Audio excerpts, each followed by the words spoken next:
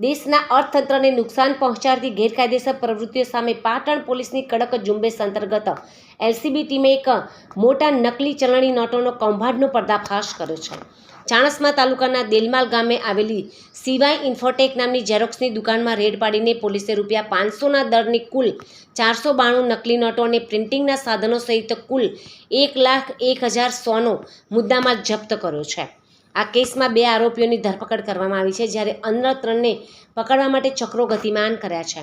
LCB પાટણની ટીમને ચોક્કસ બાતમી મળી છે કે દેલમાલ ગામે ઝેરોક્સની દુકાનની આડમાં નકલી નોટો છાપવામાં આવી રહી છે, જેના આધારે પંચો અને એસએફએલના અધિકારીની હાજરીમાં સંયુક્ત રેડ પાડવામાં આવી હતી. તપાસ દરમિયાન સ્થળ પરથી રૂપિયા 500ના દરની 492 નકલી નોટો તેમજ પ્રિન્ટ થયેલા કાગળો, કમ્પ્યુટર અને કલર પ્રિન્ટર મળી આવ્યા હતા. પોલીસે સ્થળ પરથી મુખ્ય આરોપી નિકુલજી હમીરજી ઠાકોર રહેવાસી દેલમાલ અને એક કાયદાના સંઘર્ષમાં આવેલા બાળ કિશોરની પણ અટકાયત કરી છે. પ્રાથમિક પૂછપરછમાં સામે આવ્યું છે કે આરોપીઓ અગાઉ દિલ્હીમાં એક આંગણિયા પેઢીમાં કામ કરતા હતા. ત્યાં કેટલાક કિસ્સાઓના સંપર્કથી નકલી નોટોની ડિમાન્ડ આવતા તેમણે આ પ્રિન્ટિંગ શરૂ કર્યું હતું અને આ નોટો દિલ્હીની આંગણિયા પેઢીમાં સપ્લાય કરવાની યોજના હતી.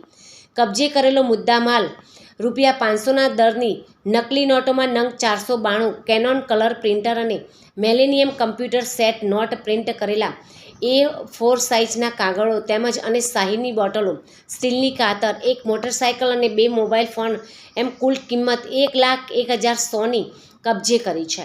આ ગુનામાં સંડોવાયેલા અન્ય 3 આરોપીઓમાં ધીરજ ચૌહાણ રહેવાસી દિલ્હી, કૈલાસ રહેવાસી દિલ્હી અને પપ્પુ ઠાકોર રહેવાસી મંડલોપને પકડવા પોલીસે તજવીજ હાથ ધરી છે.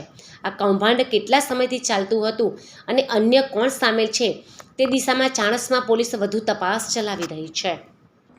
બનાસકાંઠા રેન્જ આઈજી સાહેબ પરીક્ષિત રાઠોડ સાહેબ, જિલ્લા પોલીસ અધિક્ષક સાહેબ વી.કે. નાઈ સાહેબના સીધા માર્ગદર્શન અને સૂચના અનુસાર ઇન્ડિયન ઇકોનોમીને જે નબળા કરી રહ્યા છે એવા તત્વો સામે, જે ગેરકાયદેસર પ્રવૃત્તિ કરી રહ્યા છે એવા તત્વો સામે કડકમાં કડક કાર્યવાહી કરવા માટે અમને સૂચન કરવામાં આવેલ. જેના આધારે ચાણસ્મા પોલીસ સ્ટેશનની ટીમ અને પાટણ એલસીબીની ટીમે એક સંયુક્ત કાર્યવાહી હાથ ધરી હતી. એલસીબીની ટીમને એવી બાતમી મળી હતી કે ચાણસ્મા પોલીસ સ્ટેશન વિસ્તારના દેલમાલ ગામે એક સીવાય ઇન્ફોટેક નામની કંપનીમાં ઝેરોક્સ સંબંધિત કાર્યવાહી ચાલી રહી છે અને આ ઝેરોક્સની દુકાનની આડમાં જે નકલી ઇન્ડિયન કરન્સી છે, ફેક ઇન્ડિયન કરન્સી છે, એનું પણ પ્રિન્ટિંગ થઈ રહ્યું છે.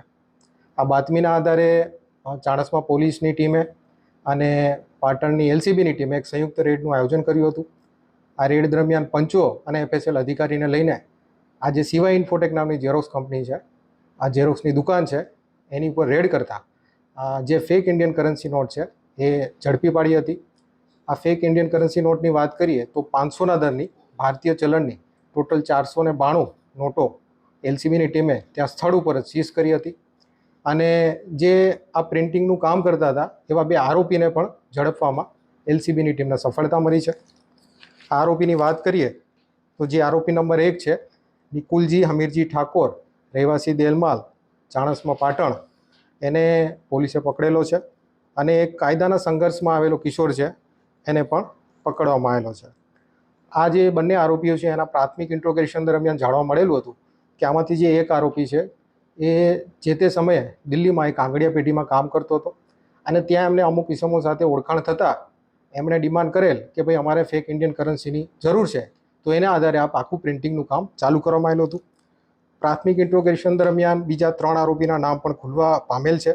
જે આરોપીની વાત કરીએ તો આરોપી નંબર 1 ધીરજ ચૌહાણ, મૂળ રહેવાસી બનાસકાંઠા, હાલ દિલ્હી, કૈલાસ, મૂળ રહેવાસી રાજસ્થાન, હાલ દિલ્હી, પપ્પુ ઠાકોર, હાલ રહેવાસી મંડલોપ. તો આ રીતે આ જે 3 આરોપી છે એને પકડવાના બાકી છે. તો આ રીતે પાટણ પોલીસને જે ફેક ઇન્ડિયન કરન્સી નોટ છે એને પકડવામાં સફળતા મળી છે. કુલ મુદ્દામાલની વાત કરીએ તો 500ના ચલની ટોટલ 492 નોટો સીઝ કરી હતી.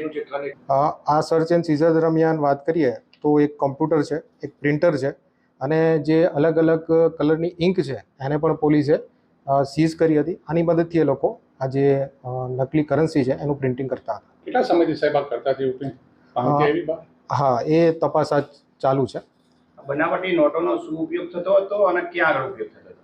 હા, પ્રાથમિક ઇન્ટ્રોગેશન દરમિયાન જાણવા મળ્યું છે કે જે આ આરોપી છે એ દિલ્હીની કોઈ આંગણિયા પેઢીને આ નોટો સપ્લાય કરવાનો હતો બાકી ડિટેલમાં ઇન્ટ્રોગેશન દરમિયાન આનો આન્સર મળી શકે.